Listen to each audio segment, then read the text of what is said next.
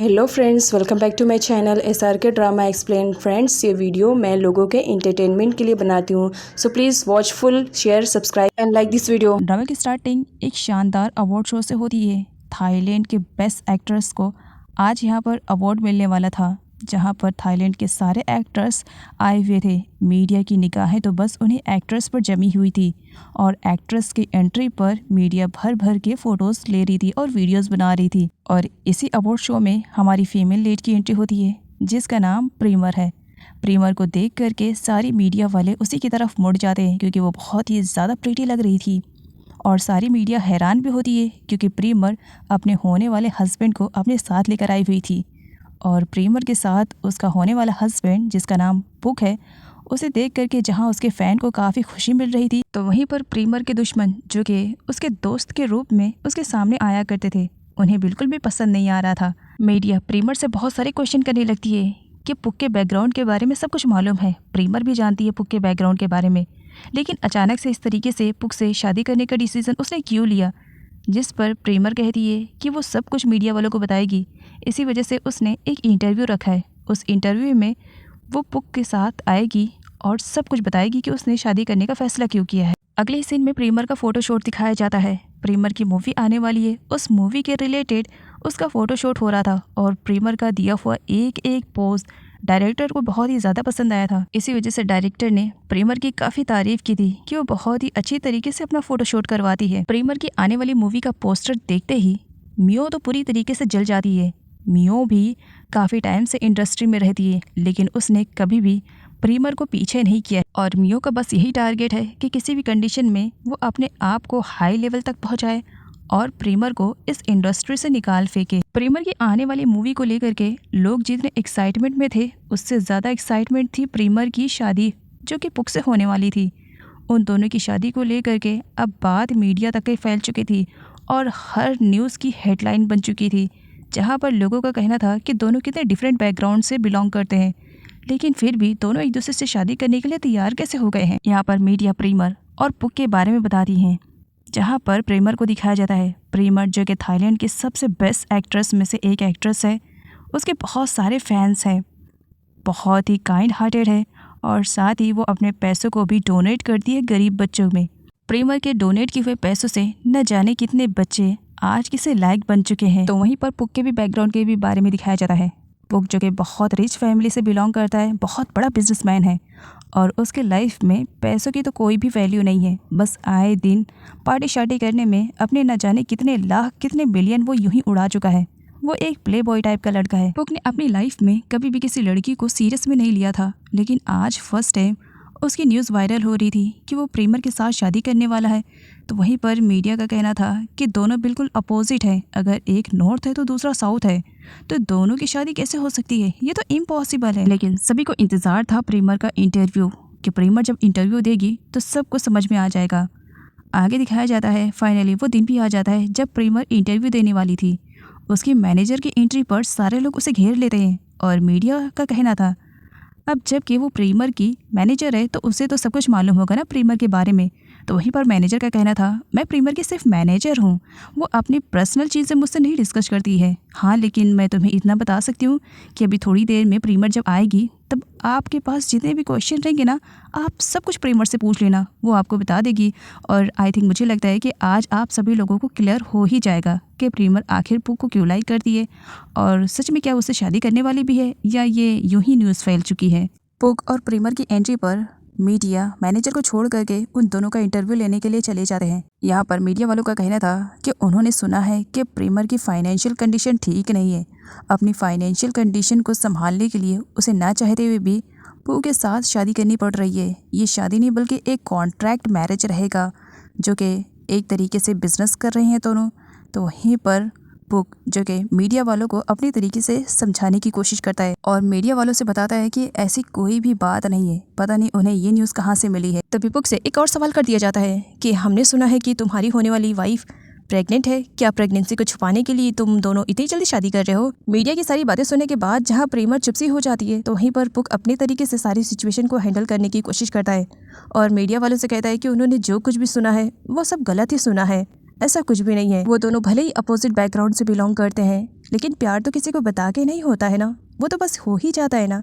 तो बस वो दोनों एक दूसरे से प्यार करते हैं और जल्द से जल्द शादी करना चाहते हैं, बाकी और कुछ भी नहीं है। जब यहाँ पर मीडिया वालों को श्योरिटी हो जाती है कि पुक और प्रीमर वो दोनों सही हैं, उनके बारे में जो भी न्यूज़ वायरल हुई है वो सब गलत है, तो यहाँ पर मीडिया वालों को भी प्रीमर के लिए काफ़ी अच्छा लग रहा था। तो मीडिया वालों का कहना था कि वो लोग सबूत देखना चाहते हैं कि क्या सच में वो दोनों एक दूसरे से प्यार करते भी हैं कि नहीं। तो पुक मीडिया वालों से कहता है, क्या सच में मुझे सबूत देना पड़ेगा कि मैं अपनी होने वाली वाइफ से प्यार करता भी हूँ या नहीं। और ये कहते हुए वो प्रीमर की उंगलियों की तरफ इशारा करता है कि ये रिंग है जो कि मैंने बड़े ही प्यार से प्रीमर को प्रपोज करते वक्त उसके फिंगर में डाला था। क्या ये इतना सबूत काफ़ी रहेगा? और वैसे भी मेरी शादी बहुत जल्द होने वाली है और मैं आप सभी को अपनी शादी में इनवाइट करूंगा। मीडिया वाले पुक और प्रीमर को कॉन्ग्रेचुलेट करते हैं और पुक से कहते हैं कि वो प्रीमर को किस करे ताकि ये वीडियो वो कल के न्यूज़ में ऐड कर सके।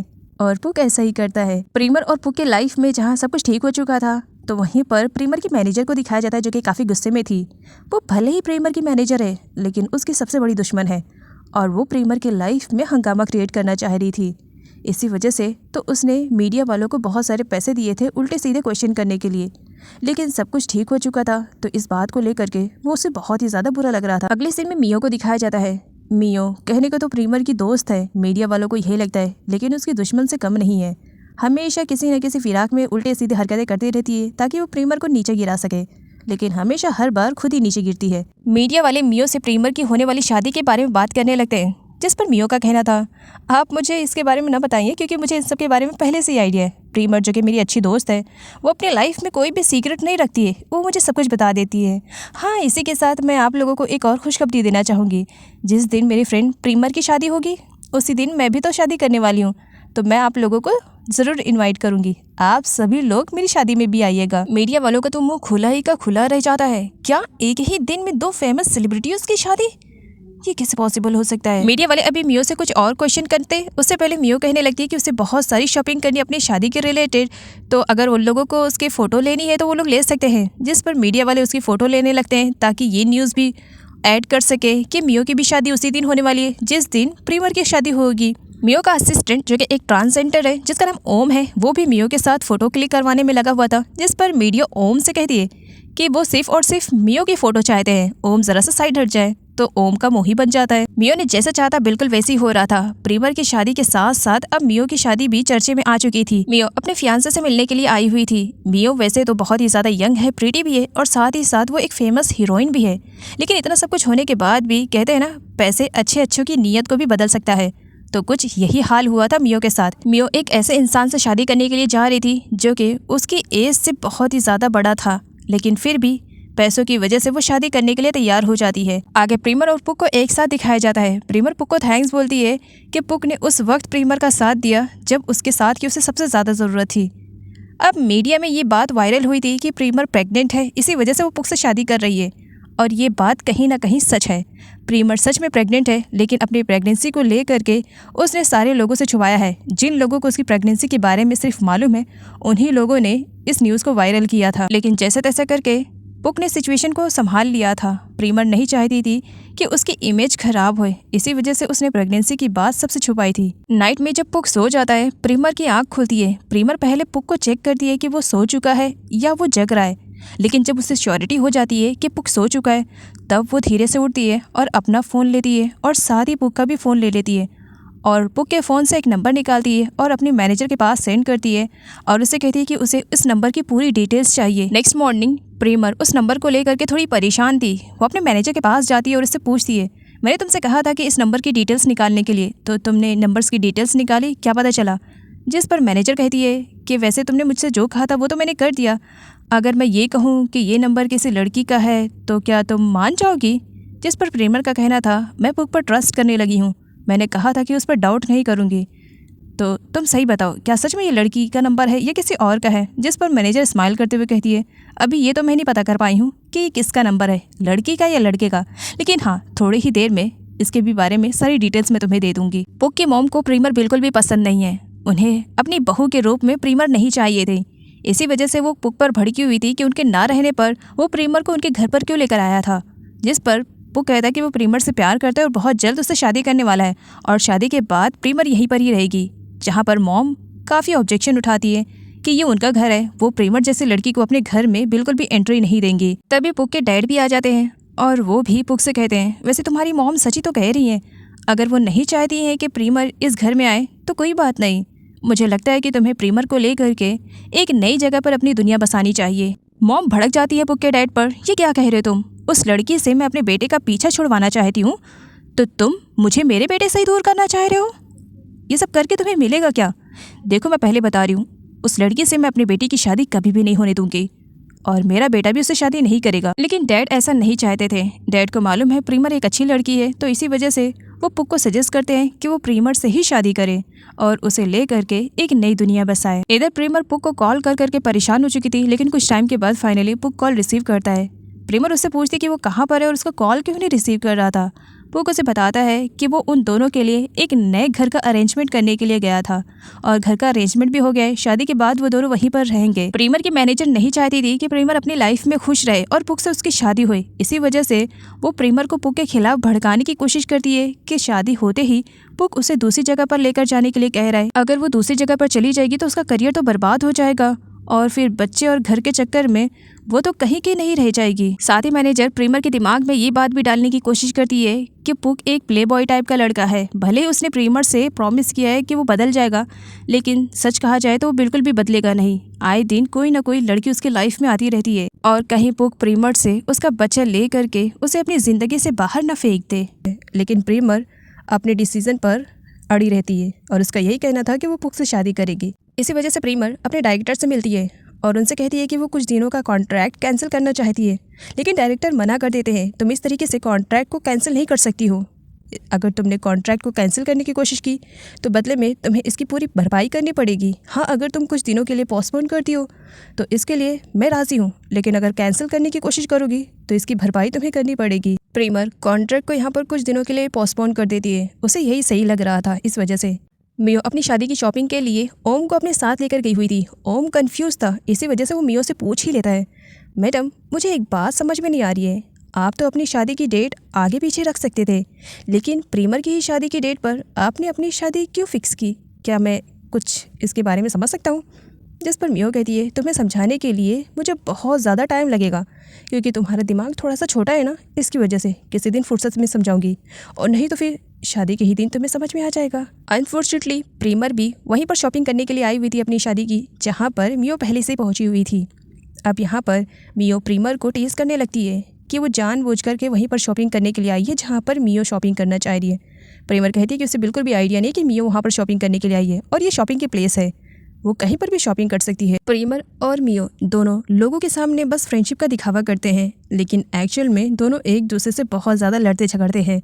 दोनों की कभी भी एक दूसरे से जमी नहीं है, लेकिन जब वो दोनों देखते हैं कि वो जिस प्लेस पर फाइटिंग कर रहे वहाँ पर कैमरास लगे हुए हैं, उसके बाद क्या कैमरे की नज़र में वो दोनों ना आ जाए, इसी वजह से दोनों की ज़बानें तो बड़ी कड़वी निकल रही थी, लेकिन उनके एक्शन बहुत ही ज़्यादा स्वीट थे कि कैमरे में देखने वाला बंदा ये समझ ही ना पाए कि वो दोनों फाइट कर रहे हैं। अभी उन दोनों की फाइटिंग चली रही होती है, लेकिन तभी वहाँ पर कुछ फैंस आ जाते हैं जो कि प्रीमर के साथ अपना फ़ोटो निकलवाना चाह रहे थे। मियो को बुरा लगता है कि वो भी तो एक सेलिब्रिटी है, लेकिन उसके हाथ में कैमरा दे दिया गया है कि वो फैंस के साथ प्रीमर की फ़ोटो निकाले, तो उसे बुरा लगता है कि मैं भी तो हीरोइन हूँ, ये लोग मेरे साथ क्यों नहीं फ़ोटो निकलवा रहे हैं। मियो अपने वेडिंग ड्रेस के डिज़ाइन को सिलेक्ट करी थी, तभी नीचे से चिल्लाने की आवाज़ सुनाई में आती है। नीचे देखती है तब वहाँ पर दिखाया जाता है एक और सेलिब्रिटी की एंट्री हो चुकी थी, जिसकी फ़ोटोज़ लेने के लिए कैमरा और मीडिया वाले तो मरे जा रहे होते हैं।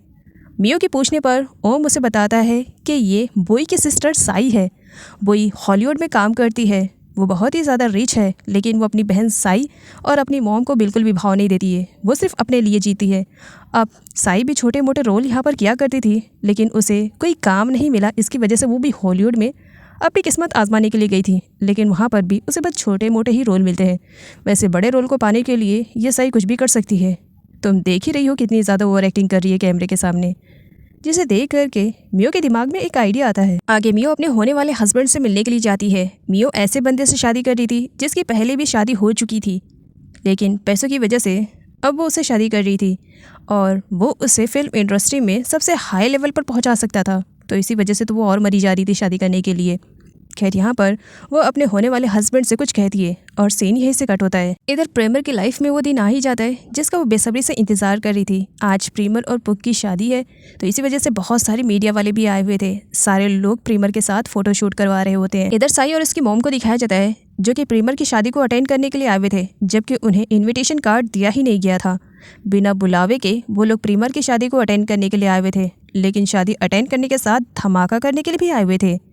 साई की मॉम साई से कहती है कि वो अच्छी तरीके से एक्टिंग करेगी, अगर इस एक्टिंग में वो पास हो गई तो यहाँ पर उसे हीरोइन बनने से कोई नहीं रोक सकता है। साई भी कैमरे के सामने बहुत ही अच्छी तरीके से एक्टिंग करती है, मानो वो कहाँ की सेलिब्रिटी हो। लेकिन जब वो एलिवेटर में जाती है तब अपनी मॉम से कहती है, इन मीडिया वालों के सामने हंस हंस कर ये झूठी स्माइल दिखा करके मेरा तो फेस दुख रहा है। मॉम उसे कहती है कि वो अपने एक्टिंग पर ज़रा कंसंट्रेशन करे। अगर सही तरीके से एक्टिंग नहीं हुई और गलती से भी उन्हें पसंद नहीं आया तुम्हारी एक्टिंग, तो कहीं तुम फिल्म इंडस्ट्री में कदम रखने से पहले ही ना ख़त्म हो जाओ।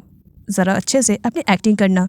सही कहती है मॉम, आपको बिल्कुल भी फिक्र करने की ज़रूरत नहीं है, मेरी एक्टिंग धांसू वाली रहती है और बस आप कैमरा रेडी रखना। इसी के साथ पास्ट का फ्लैशबैक दिखाया जाता है।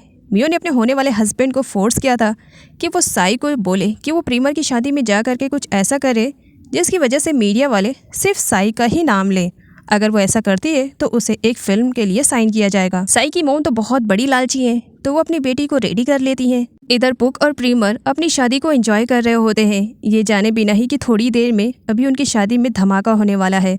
वो दोनों खुश थे अपनी शादी को लेकर के, और उसी दिन मियो की भी शादी थी। तो मियो की शादी का पूरा अरेंजमेंट का जिम्मा ओम का था। ओम अपनी ड्यूटी अच्छी तरीके से कर रहा था और सारे गेस्ट को भी अटेंड कर रहा था, लेकिन उसे बहुत ही ज़्यादा बुरा लगता है जब वो प्रेमर की वेडिंग की कुछ वीडियोस और फोटोज़ देखता है। प्रेमर और पुक की शादी तो बहुत धूमधाम से हो रही थी, जबकि मियो की शादी थोड़ी फीकी लग रही थी प्रेमर की शादी के कंपेयर में। तब मियो ओम के पास आती है, क्या कर रहे हो, तुम्हें मैंने कुछ काम दिया है, ज़रा काम पर फोकस करो। तब वो ओम के हाथ से टैबलेट लेती है और वीडियो देखती है, जहाँ पर वो देखती है कि प्रेमर और पुक की शादी तो बहुत धूमधाम से हो रही है, लेकिन वो हल्के से स्माइल देती है। ओम को कुछ अजीब सा लगता है मियो की स्माइल देख करके। ओम उससे पूछता है कि क्या कुछ गलत होने वाला है क्या, इस पर मियो कहती है, समझदार हो, बहुत जल्दी समझ गए हो, थोड़ी देर में देखो बहुत बड़ी वाली न्यूज़ आने वाली होगी तुम्हारे पास। पुक और प्रेमर की शादी की सारी रिचुअल्स कंप्लीट हो चुकी थी, अब बारी थी फ्लावर्स थ्रो करने की। प्रेमर अपने आए हुए गेस्ट को थैंक्स बोलती है और उसके बाद वो फ्लावर थ्रो करती है, और इसी के बीच में साई की एक्टिंग स्टार्ट होने वाली थी। साई की मॉम ने कैमरा हाथ में पकड़ लिया था। फ्लावर थ्रो करते टाइम जहाँ सारी गर्ल्स फ्लावर को पकड़ने वाली थी, तो वहीं बीच में साई आकर के गिर जाती है, और गलती से ही सही, लेकिन उसकी ड्रेस खुल जाती है, जिसकी वजह से मीडिया उसकी फ़ोटो लेने लगती है। साई अपने आप को कवर करती है और पूरा का पूरा ब्लेम सारे लोगों पर डाल देती है कि यहाँ पर किसी लड़की ने तो मुझे पुश किया जिसकी वजह से ये सब कुछ हो गया है, और मीडिया में ये सारी बातें रिकॉर्ड हो जाती है। साई की मॉम साई को हैंडल करती हैं और जैसे तैसे करके मीडिया की नज़रों से उसे बचाकर वहाँ से लेकर के चली जाती हैं। लेकिन इस बीच साई ने एक्टिंग तो बहुत कमाल की थी कि लोगों को सच लग रहा था कि किसी के पुश करने की वजह से साई के साथ ये सब हुआ, जबकि साई ने खुद ही उसमें गिरने की एक्टिंग की थी, लेकिन गलती से उसके साथ बुरा हो जाता है और उसकी ड्रेस खुल जाती है। साई की वजह से प्रेमर की शादी का मज़ा पूरी तरीके से बर्बाद हो जाता है। यहाँ पर मैनेजर प्रेमर को बताती है कि उन माँ बेटी को तो इनविटेशन कार्ड दिया ही नहीं गया था, वो बिना इनविटेशन कार्ड के तुम्हारी शादी में आई हुई थी। जिस पर प्रेमर का कहना था कि उस जगह की सीसीटीवी फोटोज़ को चेक करेगी, आखिर देखेगी कि किस लड़की की वजह से साई के साथ ये सब कुछ हुआ। जिस पर मैनेजर कहती है कि प्रेमर, तुम्हारी शादी का दिन है, अपनी शादी को ले करके तुम इंजॉय करो, और बाकी ये सब कुछ जो भी हुआ ना उसे मैं हैंडल कर लूँगी। साई और उसकी मॉम जब घर वापस आती है तब दोनों बहुत ही ज़्यादा खुश दिखाई दे रही थी, जबकि साई के साथ इतना बड़ा हादसा हो गया था, लेकिन साई को खुद की तो बिल्कुल भी नहीं पड़ी थी। अगर पड़ी थी किसी चीज़ की तो बस कि कितनी जल्दी वो एक फेमस सेलिब्रिटी बन जाए। साई यहाँ पर अपनी मॉम से कहती है, वैसे वो पुक था ना प्रेमर का ग्रूम?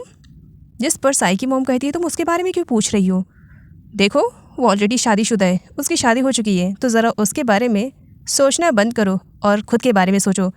देखना जो तुमने एक्टिंग की है उस एक्टिंग से हम कितने जल्दी फेमस हो सकते हैं। देखना बहुत जल्द तुम्हारे बड़े बड़े पोस्टर्स लगेंगे और मेंशन किया जाएगा कि थाईलैंड की बेस्ट हीरोइन हो तुम।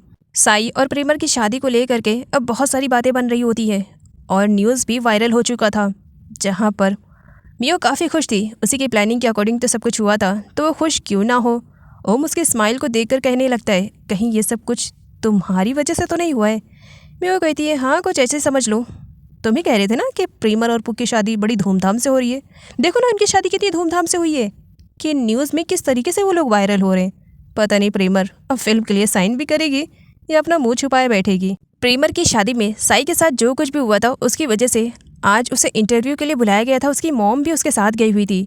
साई यहाँ पर एक लाचार लड़की बनने की कोशिश करती है और मीडिया वालों को बताती है कि वो तो बस फ्लावर को कैच करने के लिए गई थी, लेकिन किसी ने जानबूझ करके उसे पुश किया जिसकी वजह से उसकी ड्रेस खुल गई थी और उसके साथ ये सब कुछ हो गया। तो वहीं पर साई की मॉम का कहना था कि प्रीमर की शादी में उनका जाना ही उनके लिए कलेश बन चुका था। वो अगर नहीं जाती तो शायद आज उनकी बेटी के साथ ये सब नहीं होता। नाइट में साई जब अपने रूम में जाती है उसके बाद वो अपना फ़ोन निकालती है और उसमें पुक की सारी फ़ोटोज़ को देख रही थी और इसी के साथ पास्ट का फ्लैशबैक याद करती है। साई पुक से पहले मिल चुकी है, वो भी एक क्लब में जहाँ पर पुक सारी लड़कियों के साथ फ़न कर रहा था। तो वहीं पर साई उसे देख लेती है, जबकि साई को पहले से ही मालूम था कि प्रीमर का बॉयफ्रेंड है पुक और उसकी बहुत जल्द शादी होने वाली है। सब कुछ जानने के बाद भी वो पुक को जब देखती है तो फुल उस पर लट्टू हो जाती है, क्योंकि पुक बहुत ही ज़्यादा रिच फैमिली से बिलोंग करता था और उसका बिजनेस भी बहुत बड़ा था। भले वो एक प्ले बॉय टाइप का लड़का था लेकिन अमीर तो बहुत ज़्यादा था। तो इसी वजह से साई अपना लक आजमाने के लिए उसके पास जाती है और उसके साथ फ्लर्ट करते हुए कहती है कि वो उसके साथ एक फ़ोटो लेना चाह रही है, जैसे कि दूसरी लड़की उसके साथ लेने के लिए मर रही थी। तो पुक भी उसके साथ फ़ोटो लेने के लिए मान जाता है। साई पुक के साथ बहुत सारी फ़ोटोज़ क्लिक करती है और उसके बाद वो पुक से कहती है कि वो उसकी होने वाली वाइफ मतलब कि प्रीमर की बहुत बड़ी फ़ैन है।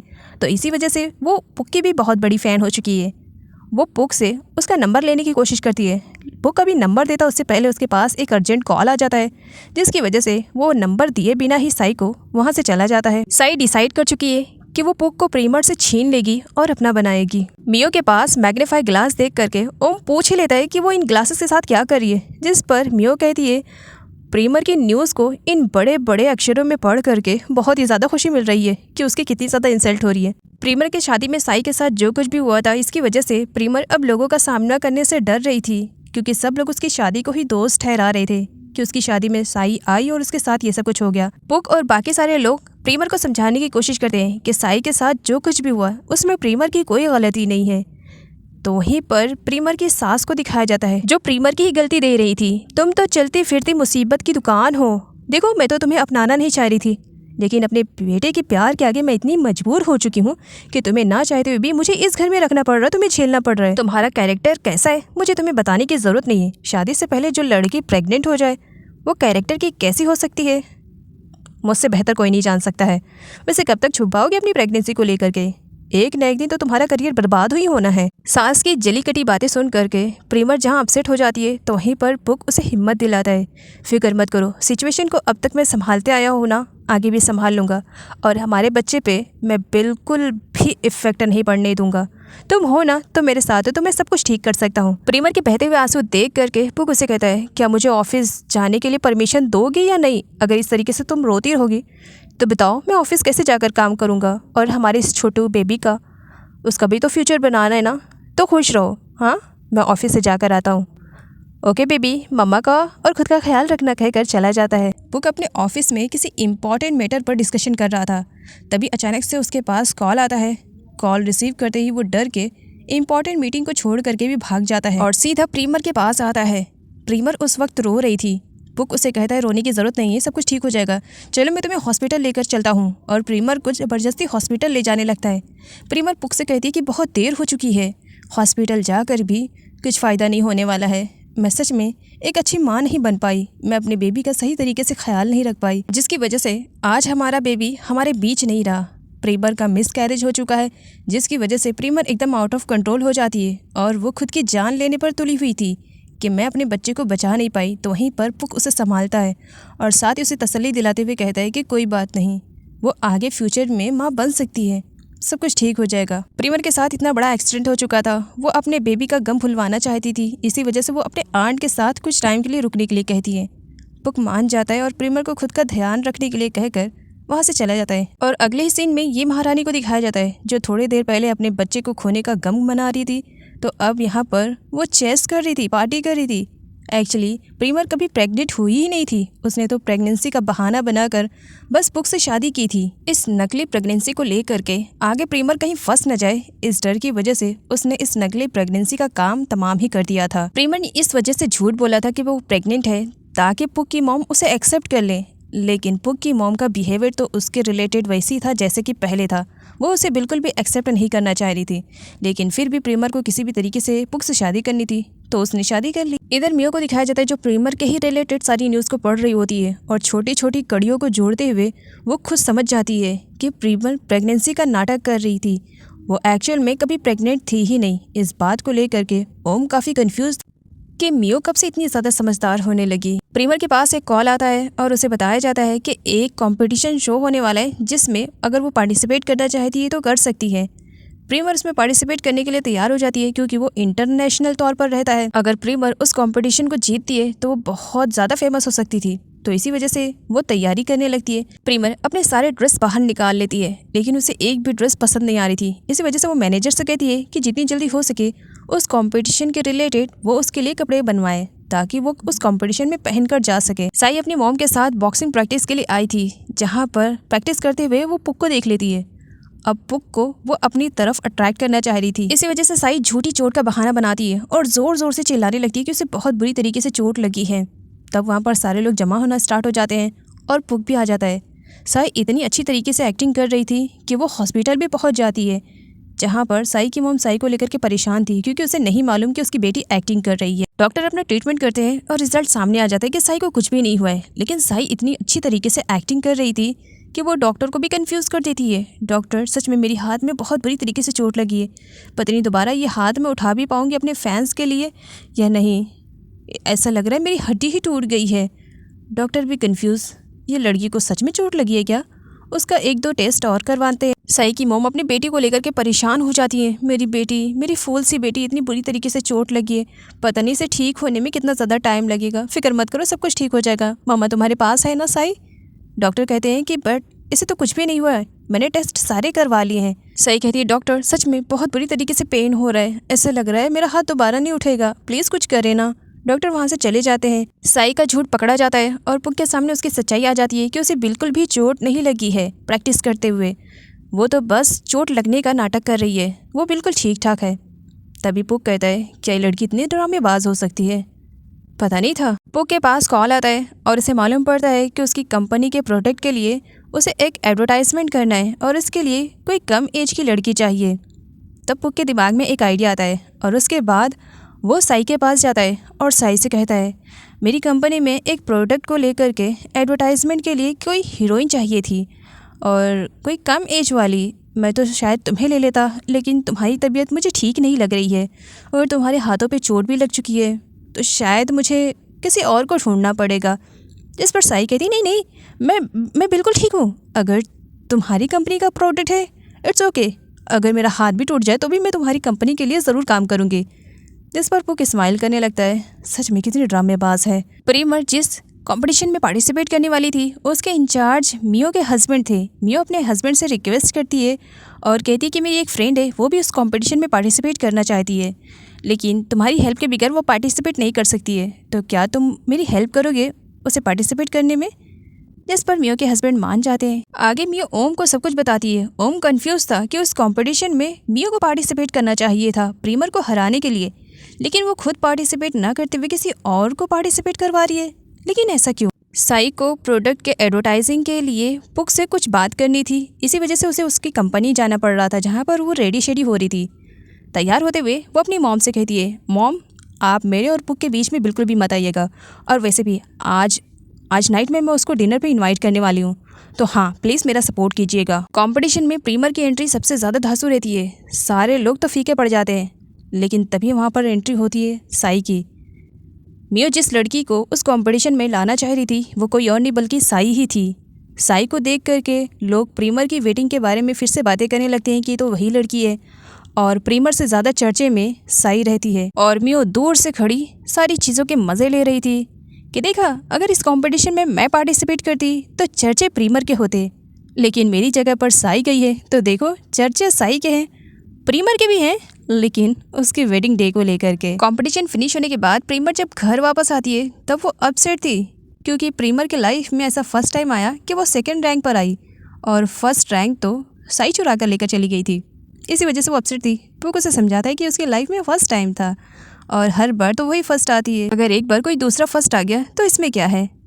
प्रीमर को अपनी बॉडी में कुछ चेंजेस लग रहे थे, इसी वजह से वो कॉन्ग के पास कॉल करती है और कॉन्ग से कहती है कि कल वो उससे जब मिलने के लिए आएगी तब प्रेगनेंसी किट लेकर आएगी, क्योंकि उसे अपनी बॉडी में कुछ चेंजेस लग रहे हैं। नेक्स्ट मॉर्निंग रिजल्ट पॉजिटिव आता है, जिसकी वजह से प्रीमर बहुत ज़्यादा परेशान हो जाती है कि जिन झमेलों से मैं खुद को दूर रखना चाह रही थी, मैं उन्हीं झमेलों में कैसे फंस सकती हूँ।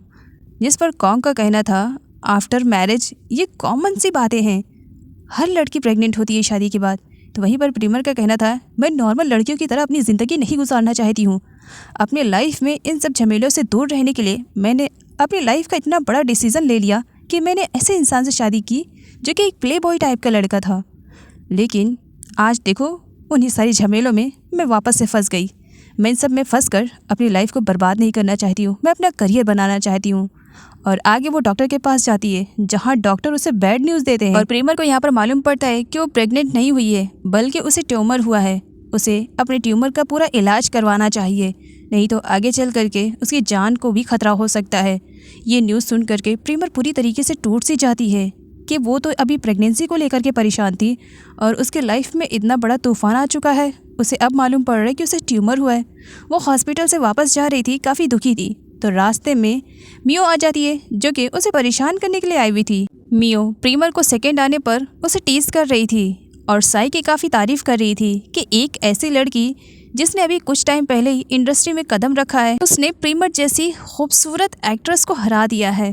प्रीमर को काफ़ी बुरा लगता है, लेकिन उस वक्त उसने अपने ट्यूमर की न्यूज़ सुनी थी जिसकी वजह से वो अपसेट थी। इसी वजह से वो मियो के मुंह नहीं लगती है और वहाँ से चली जाती है। साई एडवर्टाइजमेंट के रिलेटेड पुक से बात करने के लिए उसकी कंपनी जा रही थी, जहाँ वो अपनी मॉम से कहती है मॉम लास्ट टाइम तो आपने मुझे मना कर दिया था पुक को डिनर पे इनवाइट करने के लिए, लेकिन इस बार मैं आपकी एक भी नहीं सुनने वाली हूँ। इस बार तो मैं मेरे पुक को डिनर पर इन्वाइट कर कर ही रहूँगी और आप मुझे मना भी नहीं करेंगी। लास्ट टाइम मैं आपकी बातों में आ गई थी, इस बार बिल्कुल भी नहीं आऊँगी। जिस पर साई की मॉम का कहना था ओके बुला लेना, अभी मेरा दिमाग मत ख़राब करो। साई जब पुक के कंपनी जाती है और एडवर्टाइजिंग के रिलेटेड बातें हो रही थी, तब साई का पूरा कॉन्सेंट्रेशन पुक पर ही था। मीटिंग ख़त्म होने के बाद जब साई बाहर आती है तब वो अपनी बात कह ही देती है पुक से कि वो उसे डिनर पर इनवाइट करना चाह रही है, क्या पुक आएगा। जिस पर पुक मना कर देता है, नहीं मुझे कुछ काम है, मैं नहीं आ पाऊँगा। तब साई कहती है मैंने बड़े प्यार से कहा है प्लीज़ आ जाओ ना। पुक के पास प्रीमर का कॉल आ जाता है, इसी वजह से वो साइड में प्रीमर से बात करने के लिए चला जाता है। प्रीमर अभी पुक से पूछ ही रही थी कि वो कहाँ पर है, क्या कर रहा है। तभी फ़ोन में पीछे से साई भी आ जाती है उन दोनों के बीच में मिसअंडरस्टैंडिंग क्रिएट करवाने के लिए, जिसे देख करके प्रीमर का मूड तो ऑफ ही हो जाता है। एक तो पहले से ही वो फर्स्ट रैंक पर आई हुई थी, जिसकी वजह से प्रीमर को काफ़ी इंसल्ट फील हो रही थी। अब वो उसके हस्बैंड के साथ भी नज़र आ रही थी, तब उसे बुरा लगता है। वो पुक से पूछती है कि साई उसके पास क्या कर रही है। पुक उसे बताता है कि उसकी कंपनी में किसी प्रोडक्ट को लेकर एडवर्टाइजमेंट के रिलेटेड साई उसके पास आई हुई थी। प्रीमर की आंट भी सब कुछ सुन लेती है और देख लेती है, जहाँ पर वो प्रीमर से कहती है कि पुक उसके हाथ से कहीं निकल न जाए। तब प्रीमर कॉन्ग के पास कॉल करती है और उससे कहती है कि वो पुक की कंपनी जाए ये मालूम करने के लिए कि पुक ने जो कुछ भी कहा है वो सही है। साई सिर्फ प्रोडक्ट के किसी एडवर्टाइजमेंट के लिए गई थी। प्रीमर जो कहती है कॉन्ग को वो करना ही पड़ता है। इसी वजह से कॉन्ग पुक के कंपनी जाती है, जहाँ पर पुक उसे देख लेता है। वो कॉन्ग के पास आता है, तुम यहाँ पर क्या कर रही हो कॉन्ग। कॉन्ग झूठ बोल देती है, एक्चुअली इस कंपनी में मुझे कुछ काम था, बस इसकी वजह से मैं यहाँ पर आई हुई थी। और पुक से साई की डिटेल्स ले करके वहाँ से चली जाती है, जिसकी वजह से पुक को थोड़ा सा डाउट होता है। आगे दिखाया जाता है जहाँ पर कॉन्ग प्रीमर के पास कॉल करती है और उसे बताती है कि पुक ने जो कुछ भी कहा था सब कुछ ठीक ही कहा था। साई किसी प्रोडक्ट के एडवर्टाइजमेंट के लिए आई हुई थी। अब जबकि प्रीमर को ट्यूमर हो चुका है, तब वो अपना इलाज करवाने के लिए कंट्री के बाहर जाने वाली थी, लेकिन अपने ट्यूमर के बारे में वो किसी को भी खबर नहीं होने देना चाह रही थी, इवन पुक को भी नहीं। इसी वजह से प्रीमर झूठ बोल देती है कि किसी कॉन्ट्रैक्ट के रिलेटेड उसे कंट्री के बाहर जाना पड़ेगा और कुछ टाइम भी लगेगा। प्रीमर की सास खुश हो जाती है ये सुन करके कि कुछ टाइम के लिए ये लड़की शहर से बाहर जा रही है, इसका मतलब वो उसके बेटे से दूर रहेगी। प्रीमर कुछ टाइम के लिए सिटी के बाहर जाने वाली है, ये बात सबको मालूम पड़ जाती है, इवन साई को भी। साई की मॉम साई को समझाती है कि वो ऐसे बंदे के पीछे अपना टाइम वेस्ट ना करे जिसकी ऑलरेडी पहले ही शादी हो चुकी है, लेकिन साई अपनी मॉम की एक भी नहीं सुनती है। मियो को जब इस न्यूज़ के बारे में मालूम पड़ता है तब वो बहुत ही ज़्यादा खुश हो जाती है। ओम के पूछने पर मियो कहती है, ये मेरे लिए किसी गोल्डन अपॉर्चुनिटी से कम नहीं है। पहली बार परिमर किसी कॉन्ट्रैक्ट के रिलेटेड कंट्री के बाहर जा रही है। वो तो मुझे नहीं मालूम कि किसके रिलेटेड जा रही है, लेकिन उसके यहाँ ना रहने पर फ़ायदा मैं उठाने वाली हूँ। साई तो पुक को लेकर के अब इतना ज़्यादा पॉजिटिव हो चुकी थी कि अपनी पूरी डिटेल्स हर वक्त वो बस पुक को ही शेयर करती रहती थी। इवन उसे चोट भी लगती है, उसकी भी फ़ोटो क्लिक करके वो पुक को बताती है कि उसे चोट लगी है। कंट्री के बाहर जा कर के प्रीमर अपना ट्रीटमेंट करवाना स्टार्ट करती है, लेकिन पीछे से वो पुक का भी ख्याल रखती है क्योंकि पुक एक प्ले बॉय टाइप का लड़का है। कहीं किसी लड़की पे उसका दिल ना आ जाए, इसकी वजह से भी प्रीमर को डर लगा रहता था। तो इसी वजह से वो पुक को बताती है कि कुछ टाइम के लिए वो पुक की कंपनी में अपने फ्रेंड कॉन्ग को भेजने वाली है। साथ ही वो पुक से झूठ भी बोलती है कि कॉन्ग हमेशा उसके साथ रहा करती थी, अब प्रीमर वहाँ पर नहीं है तो कॉन्ग कुछ टाइम के लिए उसी की कंपनी में काम करेगी, जिस पर पुक मान जाता है। जबकि हकीकत तो यह है कि प्रीमर ने कॉन्ग को इस वजह से पुक के पास भेजा है ताकि वो उसकी जासूसी कर सके। कॉन्ग अपना पूरा 100% देने की कोशिश करती है। एक मीटिंग फिनिश करने के बाद पुक और कॉन्ग एक रेस्टोरेंट में आते हैं खाना खाने के लिए, जहाँ पर पुक बातों ही बातों में कॉन्ग से उसकी डिटेल्स के बारे में भी पूछता है कि वो प्रीमर को कब से जानती है और कब से उसके साथ रहती थी। कॉन्ग उसे बता देती है कि बचपन से ही वो प्रीमर के ही साथ रहती है। वैसे तो कॉन्ग ड्रिंक नहीं करती है, लेकिन पुक उसे फोर्स करता है, जिसकी वजह से कॉन्ग को थोड़ा सा ड्रिंक करना ही पड़ता है। कुछ टाइम के लिए तो सब कुछ ठीक था, लेकिन जब कॉन्ग वहाँ से जाने वाली रहती है, अचानक से उसे चक्कर आना स्टार्ट हो जाता है। वो तो सही से चल भी नहीं पा रही थी, जिस पर पुक कहता है, मुझे लग रहा है कि तुम्हारी तबीयत ख़राब हो रही है।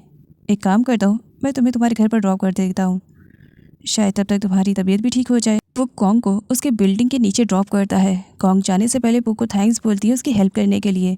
तो वहीं पर पुक का कहना था कि कॉन्ग अपना ख्याल रखे। कॉन्ग जा रही थी, अचानक से लड़खड़ा सी जाती है। पुक उसे संभाल लेता है। उस वक्त वो दोनों एक दूसरे के बहुत ही ज़्यादा क्लोज आ जाते हैं, लेकिन कॉन्ग अपने आप को संभालती है और पुक से खुद को दूर करती है। कॉन्ग के जाने के बाद पुक किसी के पास फ़ोन करता है और उसे अर्जेंट में मिलने के लिए बुलाता है। साथ ही पुक ये भी मेंशन करता है कि किस होटल में और किस रूम नंबर में उसे पुक से मिलने के लिए आना है। साई को भी एक ड्रामे में काम मिल चुका था, लेकिन काम पर फोकस कम था, पुक पर ज़्यादा था। साई अपनी मॉम की हेल्प से अपने ही ऊपर गर्म टी गिरवा लेती है, जिसकी वजह से उसके हाथ में जलन होने लगती है और इस जलन का बहाना बनाकर वो डायरेक्टर से अपनी छुट्टी ले लेती है कि वो आज शूट नहीं कर पाएगी। इसी वजह से वो घर जाना चाहती है ताकि वो रेस्ट कर सके।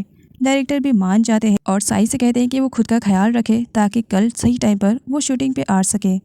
साई डायरेक्टर से प्रॉमिस करती है कि नेक्स्ट डे वो टाइम पर आ जाएगी। साई की मॉम साई को समझाना चाह रही थी कि इतनी मुश्किलों के बाद तो उसे काम मिला है और इस तरीके से अगर वो अपने काम पर फोकस नहीं करेगी तो सब कुछ बर्बाद सा हो जाएगा, लेकिन साई को बिल्कुल भी फ़र्क नहीं पड़ रहा था।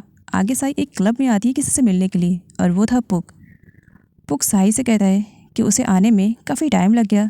साई उसे बताती है कि डायरेक्टर इतनी आसानी से उसे थोड़ी छुट्टी देने वाले थे, तो उसे कुछ ना कुछ तो एक्ट करना था ना। काफ़ी स्ट्रगल करने के बाद वो यहाँ पर आई हुई है। पुक साई से कहता है कि उसने सब कुछ इंतज़ाम कर लिया है, क्या वो उसके साथ चलना पसंद करेगी। साई मान जाती है। साई और पुक दोनों एक होटल रूम में आते हैं। पुक तो पहले से ही एक प्ले बॉय टाइप का लड़का था और साई की तरफ से जब उसे ऑफ़र पे ऑफ़र मिलते रहा तब उसने इस बात का फ़ायदा उठाया और वो सब कर दिया जो कि उसे नहीं करना चाहिए था। और बेचारी प्रीमर जो कि अपने ट्रीटमेंट के लिए आउट ऑफ कंट्री गई हुई थी, कुछ हद तक उसका ट्रीटमेंट सक्सेसफुल हो चुका था। मॉर्निंग में जब साई सोकर उठती है तब उस वक्त पुक सोया हुआ था और इस बात का फ़ायदा साई उठाते हुए बहुत सारी फ़ोटोज़ पुक के साथ क्लिक कर लेती है ताकि फ्यूचर में इन फ़ोटोज़ का वो अच्छी तरीके से यूज़ कर सके। और पुक को हासिल करके वो काफ़ी खुश थी और वो सारी फ़ोटोज़ अपनी मॉम को भी दिखाती है जो कि उसने पुक के साथ ली थी। जब यहाँ पर साई की मॉम देखती है कि उनकी बेटी पुक के साथ इस तरीके से इन्वॉल्व हुई है तो बजाय साई को डांटने के वो तो खुश हो रही थी, क्योंकि साई ने उन्हें बताया कि इन फ़ोटोज़ का यूज़ करके वो आगे अपनी फ्यूचर में बहुत सारे पैसे ला सकती है पुक को ब्लैकमेल करके। तो मॉम खुश हो जाती है और साई की ही तारीफ़ करने लगती है। प्रीमर पुक के पास कॉल करती है और उससे रीज़न पूछती है कि आखिर वो उसे कॉल क्यों नहीं कर रहा है और ना ही उसके कॉल का आंसर जल्दी रिप्लाई कर रहा है। पुक प्रीमर को झूठ बोल देता है कि किसी इंपॉर्टेंट मीटिंग में बिजी होने की वजह से वो प्रीमर का कॉल रिसीव नहीं कर पाया। प्रीमर पुक से बताती है कि उसे आने में थोड़ा टाइम और लग सकता है क्योंकि प्रीमर का ट्रीटमेंट थोड़ा सा लेट होने वाला था इसी वजह से, जिस पर पुक प्रीमर से झूठ बोल देता है कि जब से प्रीमर यहाँ से गई है पुक ना ही सही से सो पा रहा है ना ही सही से खा पा रहा है। तब प्रीमर कहती है फिक्र मत करो, बस एक बार मेरा यहाँ का काम फिनिश हो जाए, पहली फ्लाइट पकड़ करके मैं तुम्हारे पास आऊँगी। मियो को साई के एक न्यूज़ के बारे में मालूम पड़ता है जो कि तेज़ी से वायरल हो रही थी। एक्चुअली साई ने एक लड़के की हेल्प की थी उसके डैड से उसे मिलाने में, जिसकी वजह से आजकल साई काफ़ी चर्चे में थी। कॉन्ग की तबीयत खराब थी, फिर भी वो कंपनी में आई हुई थी काम करने के लिए और उसे कंपनी में बहुत सारा काम दे दिया जाता है।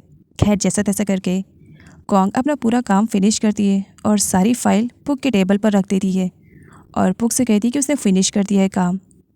पुक जब नोटिस करता है तो उसे कॉन्ग की तबीयत कुछ ख़राब सी लग रही थी। तब पुक कॉन्ग से कहता है कि क्या वो उसके साथ रेस्टोरेंट चल सकती है खाना खाने के लिए।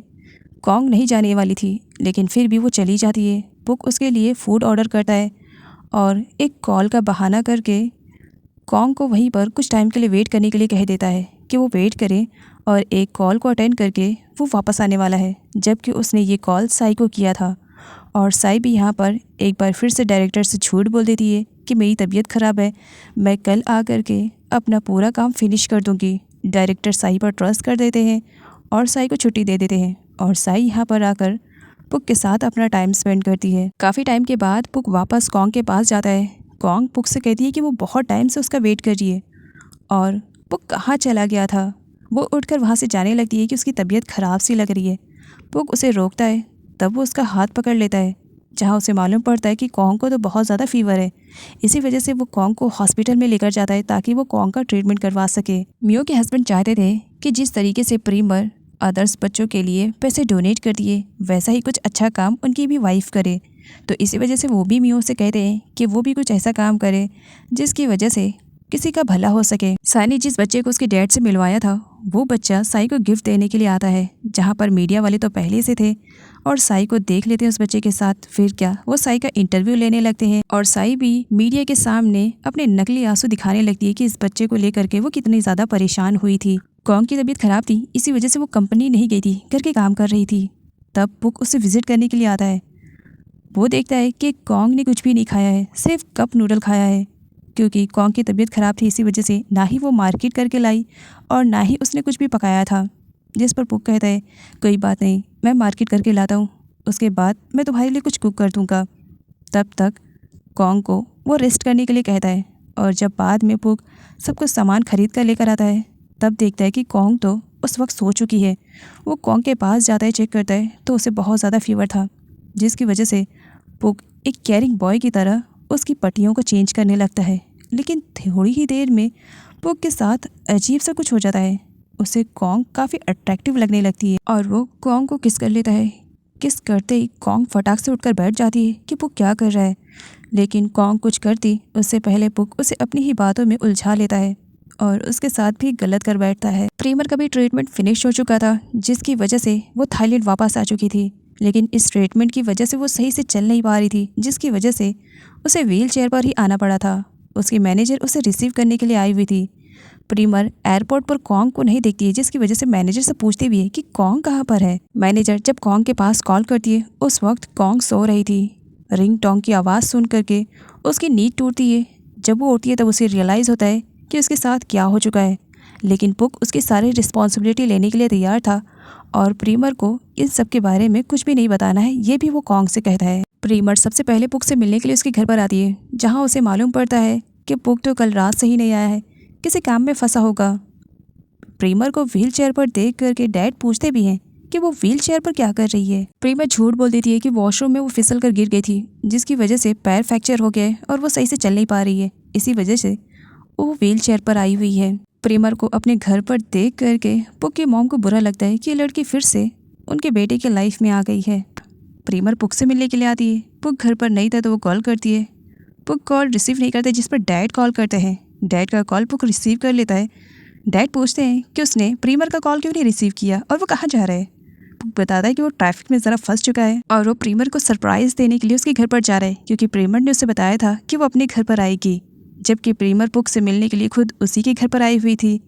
पुक प्रीमर को सरप्राइज देने के लिए उसके घर पर जा रहा था। प्रीमर को जब मालूम पड़ता है कि पुक उससे मिलने के लिए उसके अपार्टमेंट की तरफ जा रहा है, तब वो भी अपने अपार्टमेंट की तरफ निकल पड़ती है। घर से बाहर निकलने के बाद प्रीमर और मैनेजर खूब हंसने लगते हैं।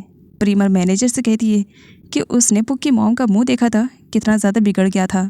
वो चाहे जितनी भी मुझसे नफरत कर ले, लेकिन मुझे ना ही अपने घर से और ना ही अपनी बेटी की लाइफ से निकाल सकती हैं। वैसे तो पुक प्रीमर से मिलने के लिए जा रहा था, लेकिन रास्ते में उसकी मॉम का कॉल आ जाता है, जिसकी वजह से उसे पहले अपने घर पर आना पड़ता है।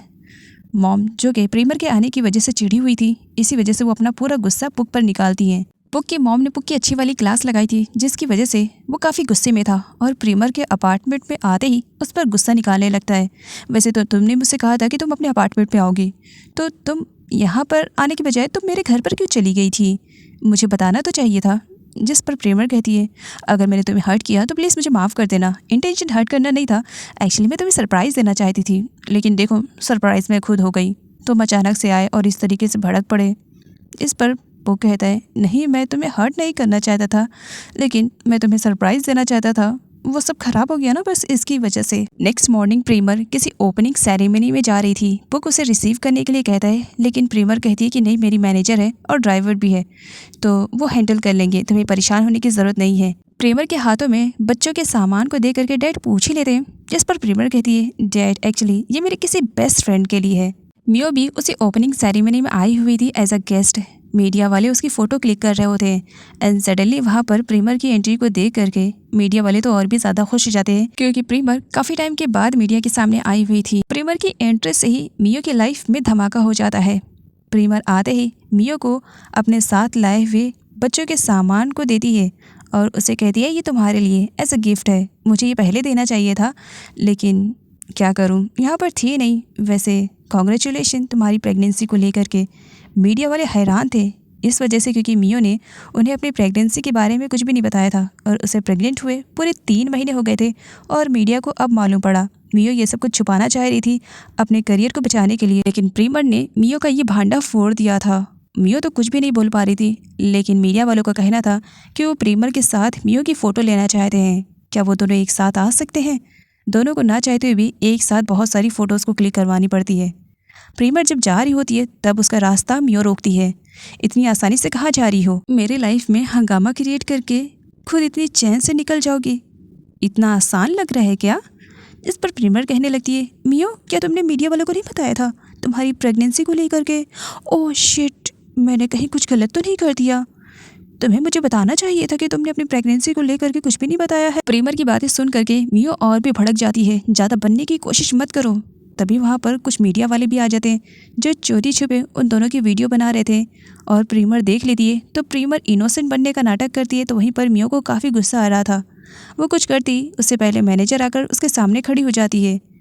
मियो का कहना था कि वीडियोस को डिलीट करो, जो भी प्रीमर और उसके बीच में बातें हुई है, लेकिन वीडियो तो डिलीट करने का नाम ही नहीं लेती है मैनेजर और उल्टा उसे धमकी देने लगती है, जिसकी वजह से मियो को काफ़ी गुस्सा आता है। प्रीमर तो खुशी खुशी वहाँ से चली जाती है, तो वहीं पर मियो गुस्से में आग बगोला हो जाती है। ओम मियो के पास बेबी का पूरा सामान लेकर आता है और कहता है, वैसे मैं इसका क्या करूँ? मियो गुस्से में थी, इसी वजह से वो ओम से कहती है, मेरे सर पर रख दो। क्या तुम्हें समझ में नहीं आ रहा है?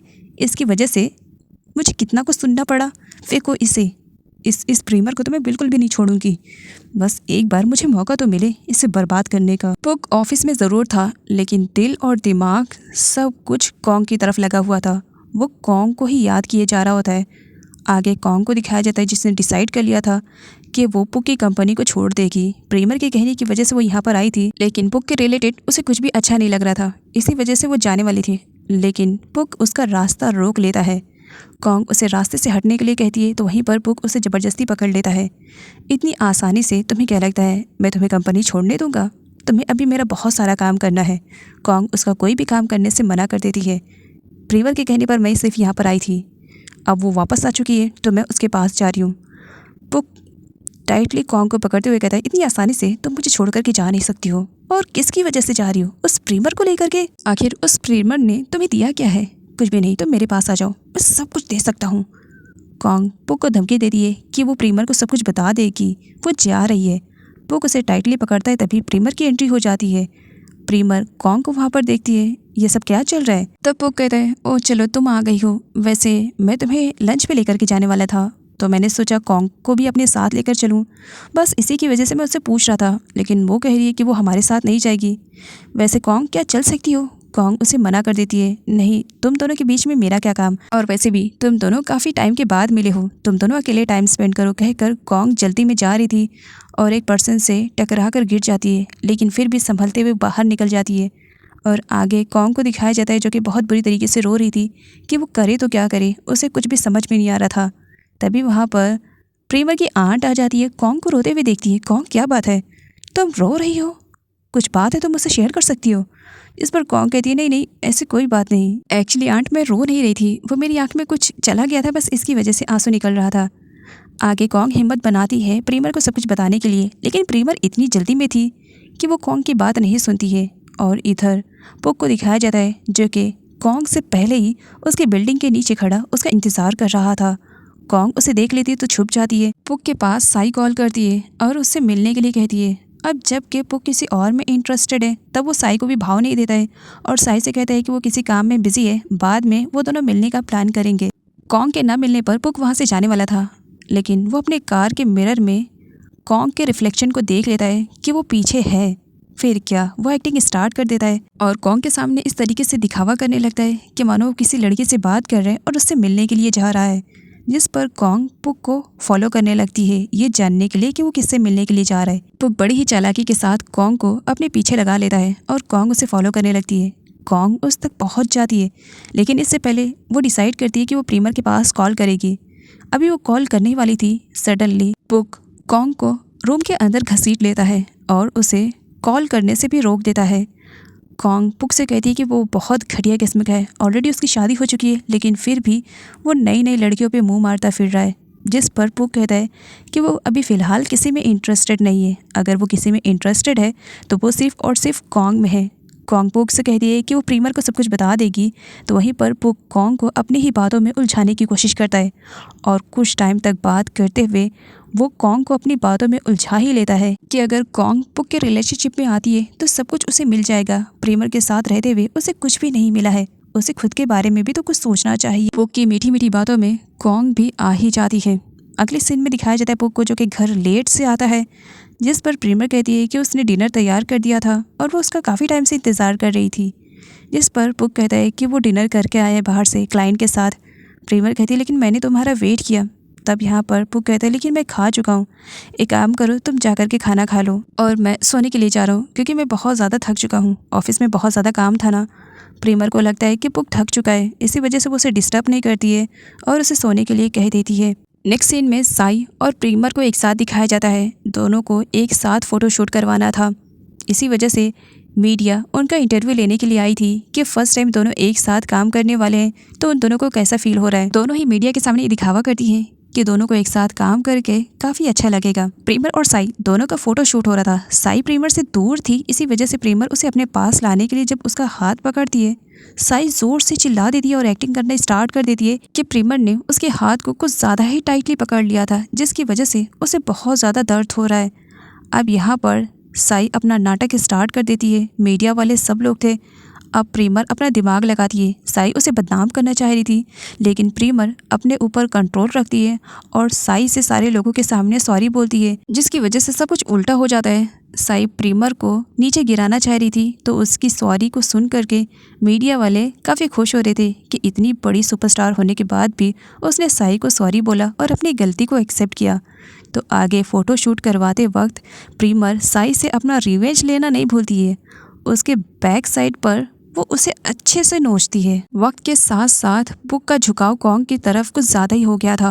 अब वो ज़्यादा टाइम कॉन्ग के साथ स्पेंड करने लगा था, जिसकी वजह से वो धीरे धीरे प्रीमर से दूर होते चला गया था। प्रीमर पुक के लिए डिनर तैयार करती है। पुक जब आता है वो तो पहले इसी कॉन्ग के साथ खाकर आया था, इसी वजह से उसे भूख नहीं लगी थी, जिस पर वो प्रीमर का बनाया हुआ फूड खाने से मना कर देता है कि उसे भूख नहीं लगी है। प्रीमर अपसेट हो जाती है, तुम्हारे लिए मैंने बहुत स्ट्रगल करके ये बनाया है, किचन में खड़े रहना कोई मामूली बात नहीं है, एटलीस्ट टेस्ट करके बताओ तो सही कैसा बना है। जिस पर पुक आता है और टेस्ट करता है और कहता है कि हाँ ठीक ठाक ही बना है और अंदर चला जाता है। अब इस तरीके से पुक हमेशा प्रीमर के साथ बर्ताव करने लगा था, जिसकी वजह से प्रीमर थोड़ी परेशान हो जाती है कि आखिर पुक को हो क्या गया है, और वो सोच में डूब जाती है कि उसके ना रहने पर पुक के लाइफ में कोई और तो नहीं आ गई है। इसके बारे में पता करने के लिए वो किसी के पास फ़ोन करती है कि वो पता करे कि उसके ना रहने पर पुक की लाइफ में क्या कोई लड़की आई भी थी या नहीं। आगे पुक चैट कर रहा था कॉन्ग से, लेकिन प्रीमर को आते हुए देख करके फ़ोन रख देता है। प्रीमर जहाँ पहले पुक को टाइम नहीं देती थी तो वहीं अब वो उसे पूरा टाइम देने लगी थी और वो उससे बात करना चाह रही थी।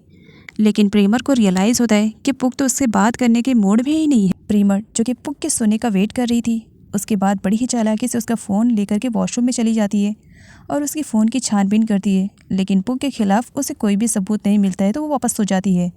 लेकिन उसके सोने के बाद पुक स्माइल देता है क्योंकि उस वक्त वो जगा हुआ था और उसे कॉन्ग ने अलर्ट कर दिया था, तो इसी वजह से उसने सारे सबूत अपने फ़ोन से मिटा दिए थे, जिसकी वजह से प्रीमर को कुछ भी नहीं मालूम पड़ता है। प्रीमर और साई दोनों एक साथ शूट कर रहे थे, तो वहीं पर प्रीमर को साई पर डाउट होता है क्योंकि पुक की कंपनी में साई एडवर्टाइजमेंट के लिए पहले भी जा चुकी थी।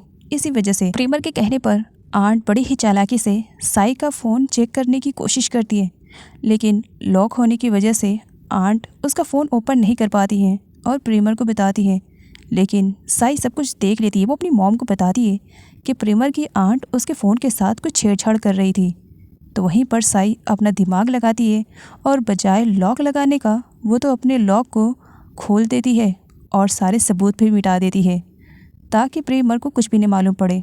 आगे जब आंट फ़ोन चेक करती है तब साई का फ़ोन बड़ी ही ईजीली तरीके से खुल जाता है और उसमें कुछ भी सबूत नहीं मिल पाता है, जिसकी वजह से आंट प्रीमर को बता देती है कि वो साई पर बेफालतू का डाउट कर रही है। आंट प्रीमर से कहती है कि उन्होंने अच्छी तरीके से साई का फ़ोन चेक किया था, उसके फ़ोन में पुक के रिलेटेड कुछ भी नहीं था। लेकिन प्रीमर का कहना था मुझे एक बार खुद से जांच करनी है और मैं इसकी छानबीन करूँगी। आंट रेडी हो जाती है। आंट के सपोर्ट से अब यहाँ पर प्रीमर पुक को फॉलो करना स्टार्ट करती है, ये जानने के लिए कि पुक पूरा टाइम क्या करता है। और रात में आता है तो वो बहुत थका हुआ था।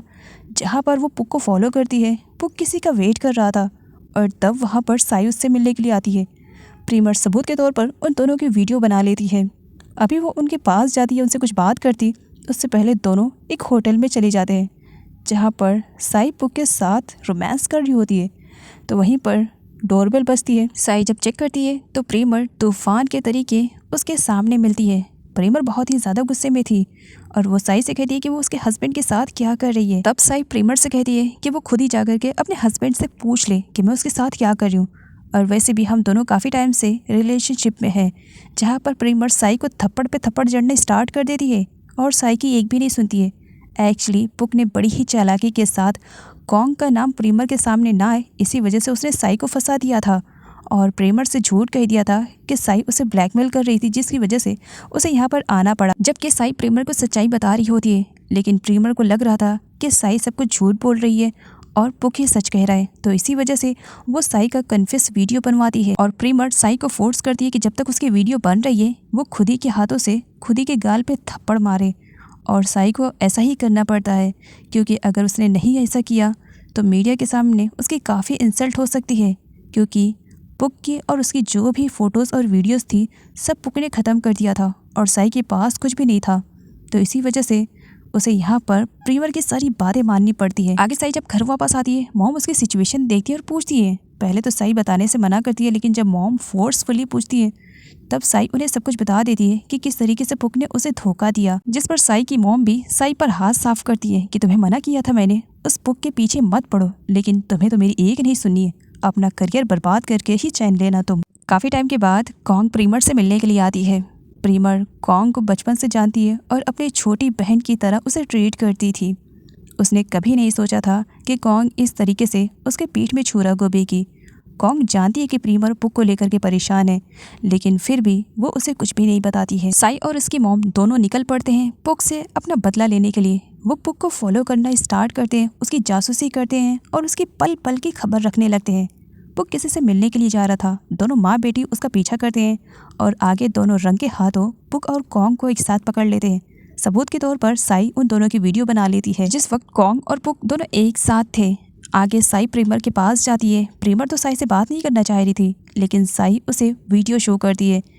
प्रीमर जब सच्चाई के बारे में जानती है तब उसे बहुत बुरा लगता है और सीधा पहुंच जाती है कॉन्ग के घर पर, जहां पर उसे पुक की टाई मिलती है। अब वो यहाँ पर कॉन्ग से पूछती है कि पुक की टाई क्या कर रही है। कॉन्ग झूठ बोलना स्टार्ट कर देती है। तब प्रीमर कहती है, और कितना झूठ बोलोगी, तुम्हारी सच्चाई के बारे में मुझे मालूम पड़ गया। तुम्हें मैंने अपनी छोटी सिस्टर की तरह ट्रीट किया, किसी चीज़ की कमी तुम्हें नहीं दी, और तुमने बदले में मुझसे मेरा ही हस्बैंड चुराने की कोशिश की और उसके बाल पकड़कर जो उसे मारना स्टार्ट करती है और अपना पूरा फ्रस्ट्रेशन निकालती है। इन दोनों के बीच में फाइटिंग इतनी ज़्यादा बढ़ चुकी थी, प्रीमर कॉन्ग को थप्पड़ पे थप्पड़ जड़ रही होती है। तभी पीछे से पुक भी आ जाता है। पुक बजाय प्रीमर को संभालने के वो तो प्रीमर को धक्का दे देता है और कॉन्ग को संभालता है, जिसे देख करके प्रीमर को बहुत ज़्यादा बुरा लगता है। कॉन्ग प्रीमर से सॉरी बोलती है कि वो पहले भी उसे बताना चाह रही थी, लेकिन वो पुक की बातों में आ गई, भड़क गई, उसने गलत कर दिया। प्रीमर से माफ़ी मांगती है। इवन कॉन्ग तो रोते रोते प्रीमर के पैरों में गिर जाती है, प्लीज़ मुझे माफ़ कर देना। लेकिन प्रीमर के लिए कॉन्ग को माफ़ करना इतना आसान नहीं था। अचानक से माफ़ी मांगते मांगते कॉन्ग बेहोश हो जाती है। जब उसे हॉस्पिटल लेकर आया जाता है तब डॉक्टर बताते हैं कि कॉन्ग प्रेग्नेंट है। बेचारी प्रीमर अभी अपने हस्बैंड को खोने का सदमा वो बर्दाश्त ही नहीं कर पा रही थी। तब तक उसे कॉन्ग की प्रेगनेंसी का भी सदमा मिल जाता है, जिसकी वजह से वो अंदर से बहुत बुरी तरीके से टूट चुकी थी। कॉन्ग जब होश में आती है तब उसे रियलाइज़ होता है कि वो हॉस्पिटल में है और पुक उसके सामने खड़ा था। पुक कॉन्ग के पास आता है और उसे बताता है कि आज से उसे खुद का डबल ख्याल रखना पड़ेगा क्योंकि वो प्रेग्नेंट हो चुकी है, और ये कहते हुए उसे हग भी कर लेता है। लेकिन कॉन्ग को कुछ समझ में नहीं आ रहा था कि वो अब प्रीमर से सॉरी कैसे कहेगी। वो काफ़ी परेशान थी। प्रीमर रो रही थी, उसके आंसू उसके ग्लासेस के पीछे छुप जाते हैं। उसके फ़ैन आ जाते हैं जहाँ पर वो प्रीमर को एक सरप्राइज़ देते हैं, जिसमें प्रीमर और पुक दोनों एक साथ थे। उन दोनों की पेंटिंग को देख करके उसके फ़ैन का कहना था कि वो वर्ल्ड के बेस्ट कपल है, और साथ ही वो प्रीमर के साथ बहुत सारी सेल्फी क्लिक करते हैं। घर वापस आने के बाद प्रीमर खुद को एक कमरे में लॉक कर लेती है और अपना पास्ट याद करते हुए बहुत ज़्यादा रोती है कि वो कहाँ से कहाँ पहुँच गई है। उसने भले ही पुक से झूठ बोलकर शादी की, लेकिन इस शादी को वो निभाना चाहती थी। लेकिन पुक ऐसा करेगा इसके बारे में उसने कभी सोचा ही नहीं था। और आगे वो अपने अवार्ड्स को और खुद को देखती है कि वो क्या थी और अब वो क्या बनकर रह गई है। नेक्स्ट डे प्रीमर कॉन्ग को हॉस्पिटल में विजिट करने के लिए आती है। कॉन्ग रोते हुए प्रीमर से सॉरी बोलती है कि ये सब कुछ उसने जानबूझकर नहीं किया, बस वो पुक की बातों में बहक गई थी। वो उससे माफ़ी मांगना चाहती है, प्रीमर उसे माफ़ कर दे। प्रीमर के कुछ भी ना बोलने पर कॉन्ग उससे कहती है, तुम कहती हो ना कि मैं तुम्हारी छोटी बहन हूँ, छोटी ही बहन समझकर एक बार प्लीज़ मुझे माफ़ कर दो ना। तब प्रीमर कहती है, अगर तुम माफ़ी मांग रही हो ठीक है, मैं तुम्हें माफ़ कर दूँगी, लेकिन मेरी भी कुछ कंडीशंस है। क्या माफ़ी के बदले उसे पूरा कर पाओगी? जिस पर कॉन्ग कहती है, तुम्हारी माफ़ी के लिए मैं अपनी जान भी दे सकती हूँ। प्रीमर कहती है, तुम्हारी जान नहीं चाहिए, बस मैं इतना चाहती हूँ हम सब से, इस कंट्री से तुम दूर चली जाओ। क्या कर पाओगी? क्या मेरे लिए पुक को छोड़ पाओगी? जिस पर कॉन्ग डिसाइड कर लेती है और आगे वो पुक के पास कॉल करती है और उससे खुद के सारे रिलेशनशिप को ख़त्म कर देती है, और साथ ये भी कहती है कि दोबारा पुक उसके पास कॉल न करे और ना ही उससे मिलने की कोशिश करे। कॉन्ग को रिकवर होने में थोड़ा टाइम लगा था, लेकिन अब वो बिल्कुल ठीक हो चुकी थी, और जैसे कि उसने प्रीमर से कहा था कि वो उसकी माफ़ी के लिए कुछ भी कर सकती है, और प्रीमर के कहने पर उसने डिसाइड कर लिया था कि वो अब थाईलैंड छोड़ करके एब्रोड जाएगी। कॉन्ग एयरपोर्ट पर पहुंच चुकी थी, जहां पर वो पुक और प्रीमर की न्यूज़ सुनती है, और आज प्रीमर को अवार्ड मिलने वाला था। इन बीते हुए दिनों में पुक को अपनी गलती का रियलाइज़ हो चुका था। उसने प्रीमर से कई बार सॉरी बोलने की कोशिश की थी, लेकिन प्रीमर ने उसके सॉरी को एक्सेप्ट नहीं किया था। यहाँ मीडिया के सामने अब बात कॉन्ग की आ जाती है और प्रीमर से क्वेश्चन किया जाता है कि मीडिया ने मालूम किया है कि कॉन्ग प्रेग्नेंट है, इसी वजह से प्रीमर ने जानबूझकर उसे एब्रोड भेज दिया है। प्रीमर बजाय झूठ बोलने के सच को एक्सेप्ट करती है और मीडिया वालों के सामने बता ही देती है कि कॉन्ग प्रेग्नेंट है। साथ ही कॉन्ग के बेबी की रिस्पॉन्सिबिलिटी वो खुद लेती है और कहती है कि सैरोगेसी की हेल्प से वो अपने बेबी को जन्म देना चाहती है, क्योंकि वो अपने फ्यूचर को बर्बाद नहीं करना चाहती है, वो अपना फिगर ख़राब नहीं करना चाहती है। यहाँ भी कॉन्ग को बचाने के चक्कर में प्रीमर ने खुद पर ही सारा इल्ज़ाम ले लिया था। अब इतनी बड़ी सुपरस्टार ने सब कुछ कह दिया था तो मीडिया वालों का मुंह बंद हो जाता है, क्योंकि पुक भी उस बेबी को एक्सेप्ट करने के लिए तैयार हो जाता है। कॉन्ग भी इस न्यूज़ को एयरपोर्ट पर खड़े खड़े सुन रही थी। उसे बहुत ही ज़्यादा अच्छा लगता है कि प्रीमर ने उसके बुरे वक्त में भी उसका साथ नहीं छोड़ा और वो हमेशा के लिए एब्रोड चली जाती है। इधर प्रीमर को स्टेज पर बुलाया जाता है और उसे थाईलैंड की नंबर 1 एक्ट्रेस का अवार्ड दिया जाता है और उससे पूछा भी जाता है कि इस नंबर 1 अवार्ड को पाने के लिए उसे क्या करना पड़ा। प्रीमर अपना बैड पास्ट याद करती है। मियो भी वहाँ पर थी। मियो को देखते ही वो सारे लोगों के सामने कह दिए कि उसके लाइफ में बहुत सारे लोग आए जिनका वो शुक्रिया अदा करना चाहती है, क्योंकि उन्हीं की तो वजह से आज वो यहाँ तक पहुँच पाई। इवन प्रीमर अपनी अच्छाइयों को शो करते हुए वो पुक को भी डेडिकेट करती है कि अगर पुक जैसा हस्बैंड उसके लाइफ में नहीं होता तो शायद ये अवार्ड आज उसके हाथों में नहीं होता। प्रीमर अवार्ड पाकर के काफ़ी खुश थी। वो अपने अवार्ड को किस करती है और वहीं पर दूर खड़ा पुक उसके लिए क्लैप कर रहा था। और इसी के साथ इस ड्रामे की एंडिंग हो जाती है।